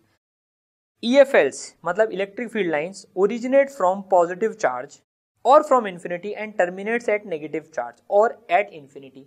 यार ये फील्ड लाइंस है ना, या तो पॉजिटिव से निकलती हैं या इन्फिनिटी से निकलती हैं, और ये खत्म नेगेटिव चार्ज पे होती हैं या इन्फिनिटी पे होती हैं। तो देखो यहाँ से देखो कहाँ से निकल रही हैं, पॉजिटिव से निकल रही है और इन्फिनिटी पे खत्म हो रही है। यहाँ पर इन्फिनिटी से आ रही है और नेगेटिव पे खत्म हो रही है। यहाँ देखो पॉजिटिव से निकल के इन्फिनिटी पे खत्म हो रही है, पॉजिटिव से निकल के इन्फिनिटी पे खत्म हो रही है, पॉजिटिव से निकल रही है नेगेटिव पे एंड हो रही है, और कुछ इन्फिनिटी पे एंड हो रही है। तो इन्फिनिटी से शुरू हो सकती है, इन्फिनिटी पे एंड भी हो सकती है, लेकिन पॉजिटिव से निकलेंगी ही सही, पॉजिटिव पे कभी एंड नहीं हो सकती हैं। इस तरह से नेगेटिव पे हमेशा एंड होती है, नेगेटिव चार्ज से कभी निकल नहीं सकती है फील्ड लाइंस। ठीक है, चलो दूसरी प्रॉपर्टी देखते हैं। Number of field lines originating और terminating at a charge is proportional to the magnitude of charge. देखो भाई ये एक चार्ज है और ये एक चार्ज, आप बताओ ये कौन सा चार्ज होगा। सर इससे तो निकल रही हैं तो ये पॉजिटिव चार्ज होगा, ये कौन सा चार्ज होगा, इसमें टर्मिनेट हो रही है नेगेटिव चार्ज होगा। तो यार पॉजिटिव से ज्यादा निकल रही है, नेगेटिव पे कम टर्मिनेट हो रही है, तो यार ये जो नेगेटिव चार्ज है ना इसका मैग्नीट्यूड छोटा है। मतलब अगर मान लो ये जैसे -2 कूलम का हुआ ना, तो ये पॉजिटिव वाला नंबर में 2 से बड़ा होगा, तो ये 3 कूलम का हो सकता है, 4 कूलम का हो सकता है, 5 कूलम हो सकता है। वो हम इनके प्रपोर्शन से निकाल भी सकते हैं कि यार कितने फील्ड लाइंस हैं, उसी प्रपोर्शन में इसकी वैल्यू होगी, पर ये 2 से ज्यादा होगी। ठीक है, चलो भाई बहुत अच्छी बात। 2 field lines can never intersect each other. 2 field lines आपस में इंटरसेक्ट नहीं कर सकती है, ऐसा नहीं हो सकता है, ऐसा नहीं हो सकता है। क्यों भाई? Because it happens, if it happens then there will be more then there will be, ये देन वाला देन है, then there will be more than one direction of EFI at one point which is not possible. यार अगर ये cross कर गए ना electric field lines ऐसे, इसका मतलब इधर डायरेक्शन यूं है या यूं है, एक पॉइंट पे 2 डायरेक्शन तो हो ही नहीं सकते हैं, इसलिए ऐसे क्रॉस नहीं कर सकती हैं इलेक्ट्रिक फील्ड लाइंस। ठीक है, चलिए बहुत अच्छी बात। अब क्या है, electrostatic field lines can never form a close loop. ये क्लोज लूप नहीं बना सकते because electrostatic force is conservative in nature, but induce electric field always form a close loop. यार इंड्यूस इलेक्ट्रिक फील्ड तो बाद में पढ़ेंगे अपन दूसरे चैप्टर में, यहाँ तो इलेक्ट्रोस्टैटिक फील्ड लाइंस पढ़ रहे हैं अपन। इंड्यूस इलेक्ट्रिक फील्ड लाइंस तो दूसरे चैप्टर में पढ़ेंगे, यहाँ तो इलेक्ट्रोस्टैटिक फील्ड लाइंस पढ़ रहे हैं। ये कभी भी क्लोज लूप नहीं बना सकती हैं, ये कभी भी ऐसा लूप नहीं बना सकती हैं, ऐसा क्लोज लूप, ये पॉसिबल नहीं है। देखो यहाँ है क्या, नहीं है, यहाँ है क्या, नहीं, यहाँ है क्या, नहीं है। सर यहाँ है ना, अरे भैया एरो देखो, ये एरो जाकर ये यूं जाकर नहीं आ रहा है, ये यूं ही है एरो, तो क्लोज लूप नहीं बना सकते हैं ये कभी भी। सर ये क्लोज लूप है क्या? नहीं भैया ये क्लोज लूप नहीं है, ये तो यहाँ जाकर एरो का डायरेक्शन न्यू होता तब क्लोज लूप होता। तो इलेक्ट्रोस्टैटिक फील्ड लाइन कभी भी क्लोज लूप नहीं बनाती है। ठीक है, चलिए भाई बहुत अच्छी बात। अब हम देखते हैं पार्टिकल का मोशन इलेक्ट्रिक फील्ड में कैसा होता है। भाई यहाँ पर इलेक्ट्रिक फील्ड है E, उसका मैग्नीट्यूड है इलेक्ट्रिक फील्ड का, ठीक है ना, उसमें चार्ज रख दिया Q, तो यार जो फोर्स होती है ना वो होती है Q into E, F vector is equal to Q into E। अब देखो अगर Q पॉजिटिव हुआ तो इस पॉजिटिव चार्ज पे जो फील्ड की डायरेक्शन है उधर ही फोर्स लगेगी, और अगर ये Q नेगेटिव हुआ तो फोर्स जो है E के अपोजिट लगेगी।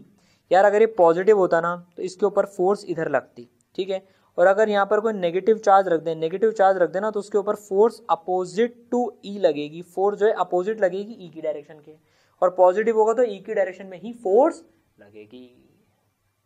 समझ गए? तो देखो हमने फटाफट से क्या क्या चीजें रिवाइज कर ली, कितना सारी चीजें हमने जल्दी रिवाइज कर ली। क्या क्या रिवाइज कर लिया हमने? इलेक्ट्रिक फील्ड रिवाइज कर ली डिफरेंट सेटअप्स के चक्कर में, इलेक्ट्रिक फील्ड लाइंस रिवाइज कर ली, और पार्टिकल का मोशन फोर्स कैसी लगती है इलेक्ट्रिक फील्ड में वो भी हमने देख लिया। ठीक है, तो चलिए इलेक्ट्रिक फ्लक्स, भाई क्या होता है इलेक्ट्रिक फ्लक्स? इसको फाई से डिनोट करते हैं, ये होता है E dot A, electric field dot product with area vector. ठीक है, इसकी हम फील भी लेंगे, फील भी इसकी रिवाइज करेंगे क्या होता है कैसे होता है। ठीक है, तो डॉट प्रोडक्ट क्या होता है? डॉट प्रोडक्ट होता है EA cos थीटा। थीटा क्या है? एंगल है E और A के बीच में। तो मान लीजिए हमने इलेक्ट्रिक फील्ड लाइंस ले ली, इलेक्ट्रिक फील्ड लाइंस है, ठीक है ना, और यहाँ पर एक ये ऐसे एरिया, एक रिंग रखी है या एक मान लीजिए एक रिंग रखी है, ठीक है, और ये उसके अंदर का एरिया हमने मार्क करके रख रखा है, ये इस तरीके से रखी हुई है। एरिया वेक्टर कैसे लेते हैं, हमको आता है, यस, इस एरिया के परपेंडिकुलर होता है एरिया वेक्टर, जिसका मैग्नीट्यूड इसका एरिया होता है।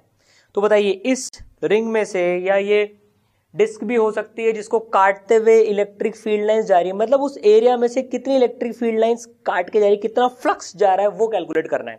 तो भाई ई डॉट ए से निकालेंगे तो ई ए कॉस 0, क्योंकि एरिया वेक्टर और ई के बीच में एंगल देखिए 0 डिग्री है, तो ये कितना आ जाएगा, ये आ जाएगा ई ए आ जाएगा, तो कॉस 0 1 होता है।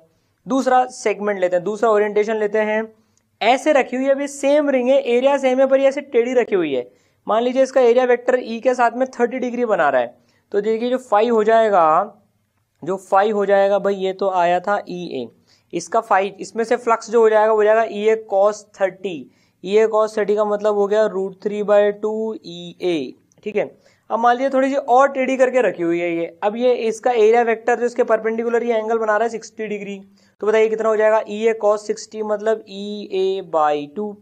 अब मान लीजिए ऐसे रखी हुई है ये, इसका एरिया वेक्टर देखिए ऐसा हो जाएगा, तो फिर कितना हो जाएगा, 90 डिग्री एंगल हो रहा है, तो ई ए कॉस 90, इसके थ्रू फ्लक्स हो जाएगा 0, ठीक है, हो गया फ्लक्स रिवाइज। देखिए इसकी फिजिकल फील्ड भी ले लेते हैं यार, जिसमें से जितनी ज्यादा इलेक्ट्रिक फील्ड लाइंस काट के जा रही है ना, देखो उतना ज्यादा फ्लक्स है, इसको तो कोई भी काटते नहीं जा रही, इसलिए इसके थ्रू फ्लक्स 0 है। ये फील्ड भी हमने ली थी जब पूरा लेक्चर पढ़ा था इलेक्ट्रिक फ्लक्स का, ठीक है, समझ में आया फ्लक्स, चलिए बहुत बढ़िया।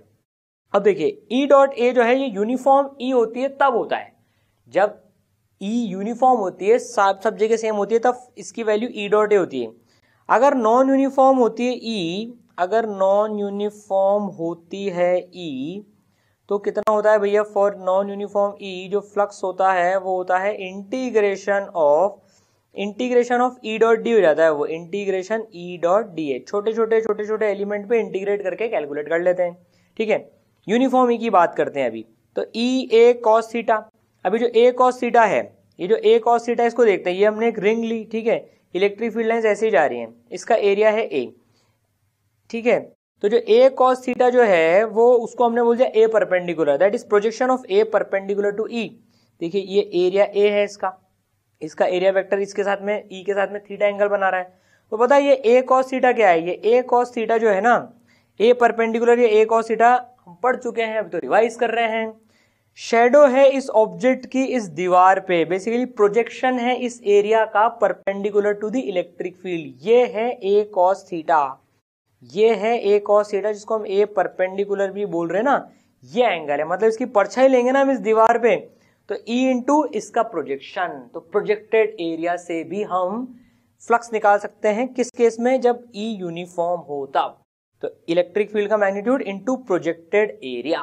समझ में आई बात सर, समझ में आई बात, चलिए आगे बढ़ते हैं, बहुत बढ़िया। अब मान लीजिए ये ऐसे क्लोज्ड सरफेस है, बंद सरफेस है, ये क्लोज हमने स्फेयर ले लिया, ठीक है ना, ये इसका सेंटर है। अब देखिए क्लोज सरफेसेस के केस में outward direction of area is taken as positive, जो बाहर की डायरेक्शन में एरिया होता है ना उसको पॉजिटिव लेते हैं, जैसे छोटा एलिमेंट ले लिया इसका ये, ठीक है ना, तो जो बाहर की डायरेक्शन में होगा ये डी एरिया, छोटा एरिया, इस डायरेक्शन में हम एरिया वेक्टर लेंगे, बाहर की डायरेक्शन में वो पॉजिटिव एरिया वेक्टर लिया जाता है, ठीक है। चलिए अब जगह जगह हम इलेक्ट्रिक फील्ड भी लिख लेते हैं, ये एरिया वेक्टर बनाया, इसका डी एरिया, यहाँ पर इलेक्ट्रिक फील्ड ऐसी है, ये नॉन यूनिफॉर्म इलेक्ट्रिक फील्ड है, देखिए अभी इधर इधर जा रही है, इधर इधर जा रही है, इधर जो है एरिया वेक्टर ऐसे लेंगे, इधर इलेक्ट्रिक फील्ड कुछ ऐसी है, इधर एरिया वेक्टर ऐसा है, इलेक्ट्रिक फील्ड कुछ ऐसी है, नॉन यूनिफॉर्म इलेक्ट्रिक फील्ड है। देखिए तो सर इस क्लोज सरफेस से फ्लक्स कैसे निकालते हैं, इंटीग्रेशन से, net electric flux linked with the close surface is given by integration E dot D A. और ये गोला क्या है, ये गोला क्या बना रखा है, ये गोला बताता है integration over a close surface, पूरा क्लोज सरफेस है, क्लोज सरफेस पे इंटीग्रेशन करेंगे, हर जगह इंटीग्रेट करेंगे तो इस क्लोज सरफेस से फ्लक्स आ जाएगा, ठीक है। चलिए बहुत बढ़िया, तो फ्लक्स हमने समझा। अब हम देखते हैं गॉस लॉ। गॉस लॉ क्या होता है, ठीक है।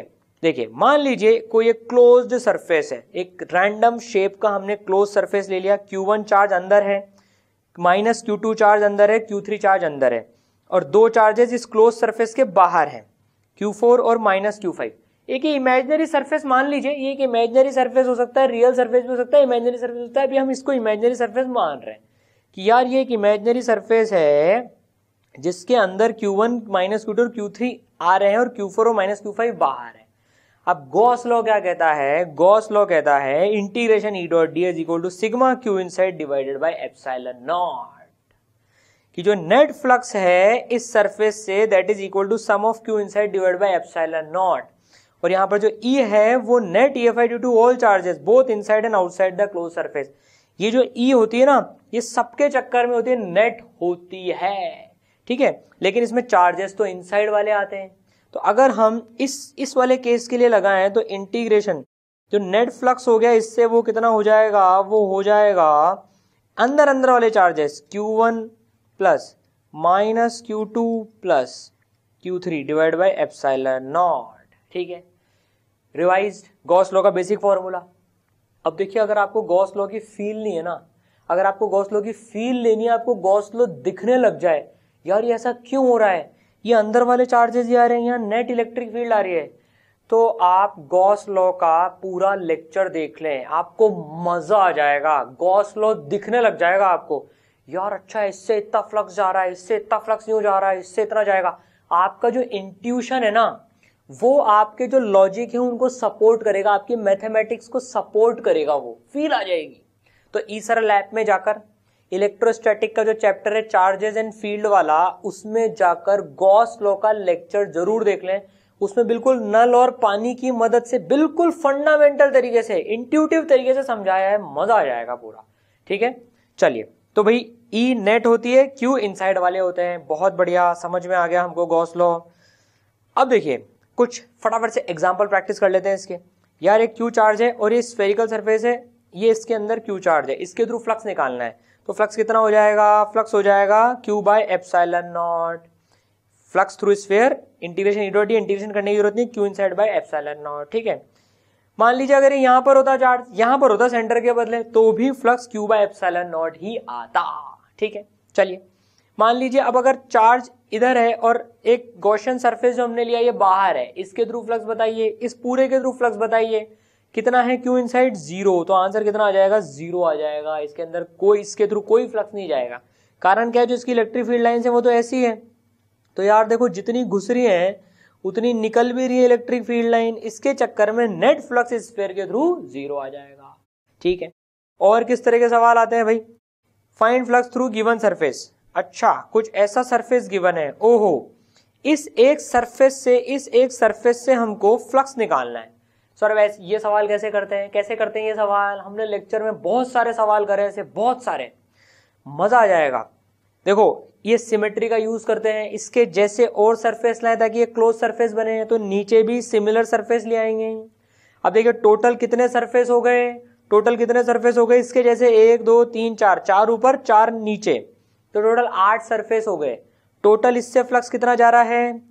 Q by epsilon not. अंदर चार्ज कितना है? क्यू। कितना जा रहा है? Q by epsilon naught. तो एक सरफेस से कितना जाएगा? क्यू बाय 8 एप्सिलॉन नॉट, ठीक है। सिमेट्री का यूज उठाए क्योंकि सेंटर पे रखा हुआ है, सिमेट्री का यूज उठाया है, ठीक है। और देखें एग्जांपल, ये क्यू चार्ज है, ये a बाई ए का नीचे स्क्वायर एरिया रखा हुआ है और ये क्यू चार्ज a/2 पे रखा हुआ है। इस सरफेस से फ्लक्स निकालना है, तो सिमेट्री से पहले इसके जैसे सरफेस और लाएं, तो देखो क्या बन गया? पूरा का पूरा एक क्यूब बन गया। इसके जैसे कितने सरफेस हो गए टोटल मिला के क्यूब में? 6 सरफेस, और ये चार्ज सिमेट्रिकली प्लेस्ड है, तो इस पूरे क्यूब से फ्लक्स कितना? Q by epsilon not. 6 surfaces हो गए, क्यू बाय एप्सिलॉन नॉट जो है पूरे उससे फ्लक्स हो गया। एक से कितना जाएगा? इस सरफेस की बात हो रही है भैया, इस सरफेस की, तो एक से कितना जाएगा? Q by 6 epsilon naught. Integration करने की जरूरत ही नहीं है भैया, टपाटप आंसर आ रहा है इसमें, तो ठीक है। अब और टफ सवाल ले लेते हैं एक और। अभी क्यू चार्ज है, a बाई ए का ही स्क्वायर है ये, लेकिन अभी क्यू चार्ज a डिस्टेंस की दूरी पर रखा है। यार इंटीग्रेशन करते ना आप तो बैंड बच जाती, ये इंटीग्रेशन से तो है ना हमारी बैंड बच जाती है। यहाँ पर कैसे कैलकुलेट करते हैं, इसमें बहुत मुश्किल हो जाता, होने में हो जाता पर मुश्किल बहुत होता। अब जरा हम सिमेट्री का यूज करते हैं, इसके जैसे सरफेस और लाते हैं, तो देखो नीचे 3 सरफेस और लिया है इसके जैसे, सिमेट्री से बनाने की कोशिश करते हैं। फिर ये पूरी की पूरी प्लेट बना ली, यहाँ पर जैसे 4 की प्लेट बना ली, फिर और बना ली, ताकि क्लोज सरफेस तो क्रिएट करें। लो भाई ये क्लोज सरफेस क्रिएट हो गया। अब जो ये सरफेस है इससे हमें फ्लक्स निकालना था, इसके जैसे कितने स्क्वायर्स हो गए? 24 स्क्वायर्स हो गए, 4 हर फेस पे 4, और 6 फेजेस हैं, तो 4 6 24। टोटल फ्लक्स इस क्यूब से कितना जा रहा है, क्यू बाय एप्सिलॉन नॉट, तो 1 से कितना जाएगा, क्यू बाय 24 एप्सिलॉन नॉट। समझ में आया? गॉस लॉ यार बहुत ही सिंपल है, पता है अगर आपने अच्छे से पढ़ा है ना तो आपको बहुत सिंपल लगेगा, बड़े से बड़े सवाल इसके चुटकियों में हो जाएंगे सॉल्व, बस आपको उसके फंडामेंटल क्लियर होने चाहिए। तो आप वो गॉस लॉ का लेक्चर ईसरल ऐप में जाकर जरूर से पूरा का पूरा देख लें, बहुत अच्छा लेक्चर है वो, ठीक है। चलिए अब देखिए, एक गॉस लॉ का जो एप्लीकेशन की पॉइंट, बहुत इंपॉर्टेंट पॉइंट है, electric field lines are continuous in charge free reason.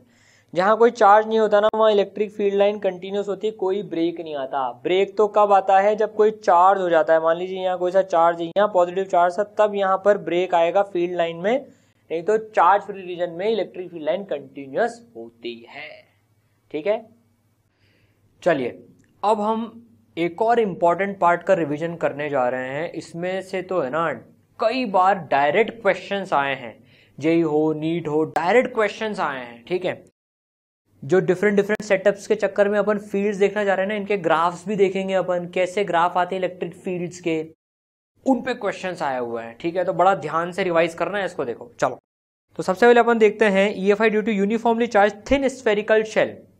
एक थिन स्फेरिकल शेल है, R रेडियस है, उसके ऊपर Q चार्ज डिस्ट्रीब्यूटेड है, पूरे पे यूनिफॉर्मली डिस्ट्रीब्यूटेड है Q चार्ज। यार थिन स्फेरिकल शेल समझते हैं अपन, गोलगप्पा, पानी पताशा जो होता है अगर वो स्फेरिकल हो तो पपड़ी पपड़ी पपड़ी पपड़ी, वो थिन स्फेरिकल शेल हो गया।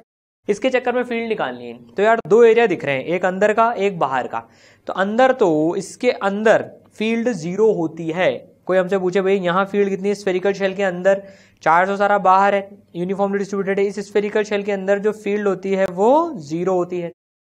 कैसे डिराइव करते थे इसको अपन, गॉसियन सरफेस बना लेते थे। गॉसियन सरफेस बनाया, यहाँ पर flux equal to q enclose by epsilon naught, q enclose तो 0 है तो E 0 आ जाती थी, ठीक है। चलो बाहर की बात करें, R ग्रेटर देन R, बाहर के पॉइंट की बात करें तो ये भाई छोटा डिस्टेंस ये R, ये डिस्टेंस R, ठीक है ना।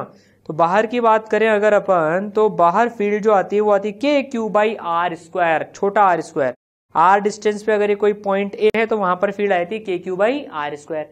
इसको भी गॉस लॉ के डिराइव कर सकते हैं, ठीक है। चलो इसका ग्राफ बना लेते हैं, ये ग्राफ बहुत इंपॉर्टेंट ग्राफ है, E वर्सेस R का ग्राफ बना लेते हैं, सेंटर से नाप रहे हैं R डिस्टेंस। तो यार देखो पहले तो 0 है, कैपिटल R तक तो 0 है फील्ड, जब small r equal to capital R है वहां तक तो 0 है। उसके बाद में k q by are square, just बाहर निकलते हैं के क्यू बाई आर स्क्वायर, और ये 1 बाई आर स्क्वायर की तरह से वेरी कर रही है, तो इसका ग्राफ ऐसे और फिर ऐसे।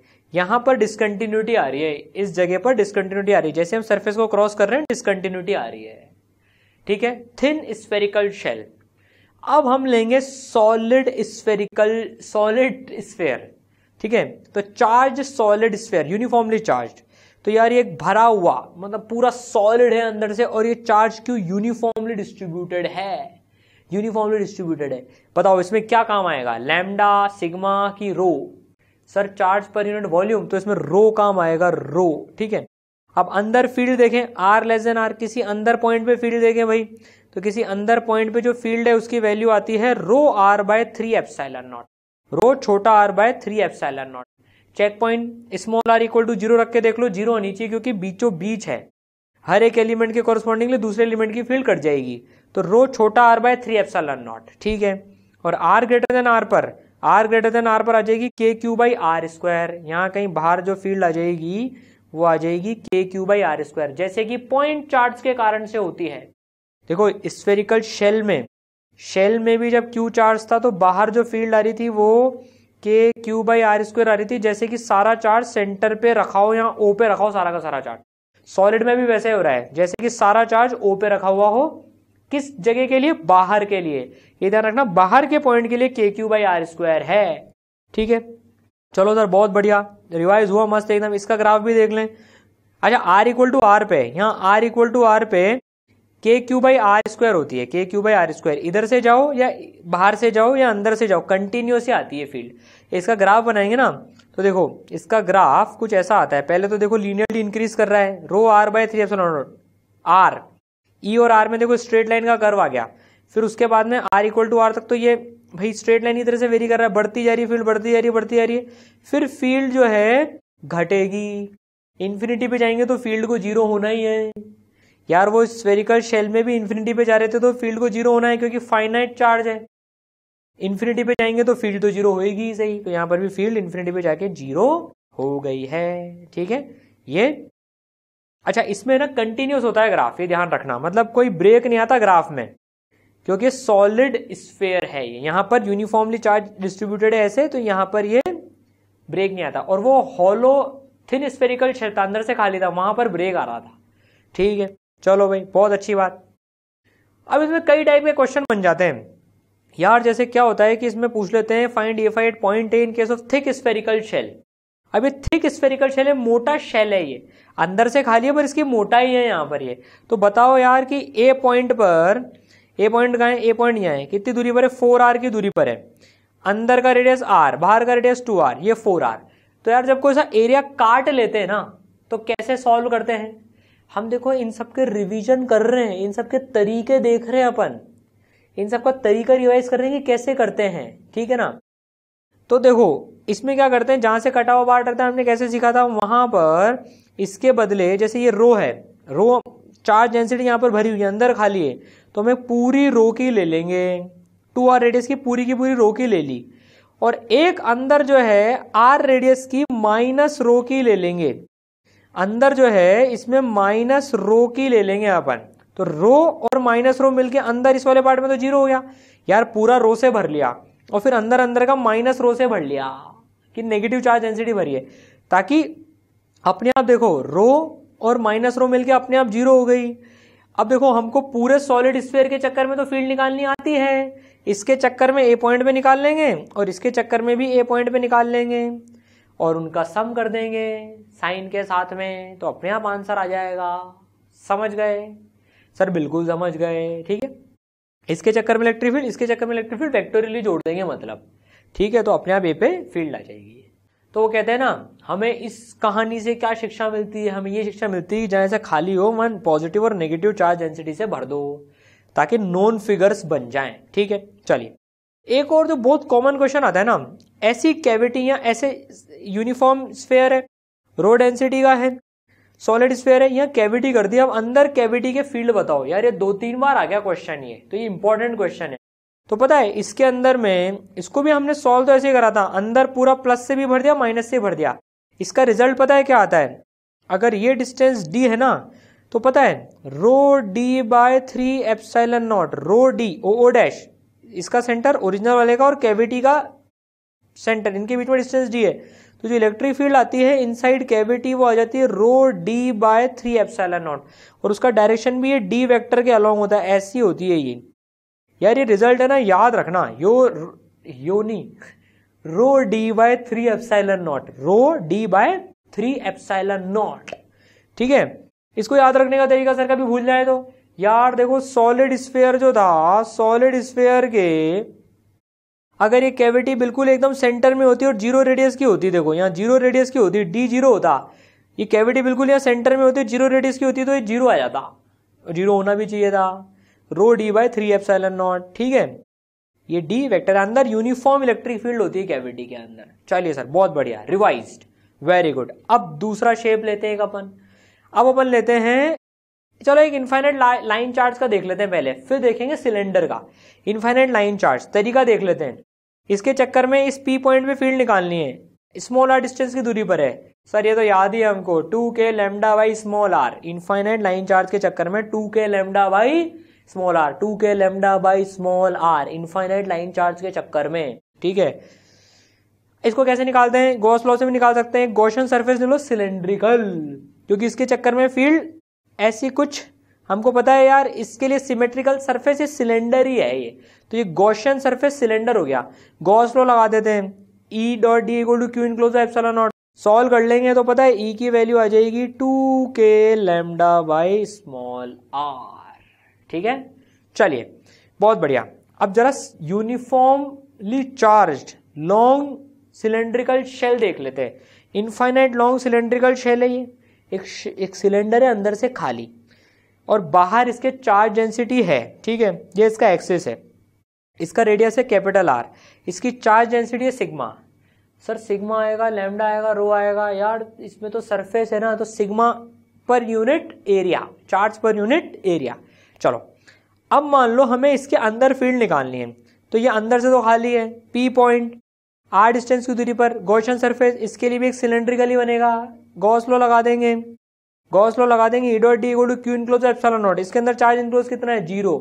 सॉल्व कर लेंगे पूरा तो पता है ई की वैल्यू कितनी आ जाएगी, अंदर 0 आ जाएगी।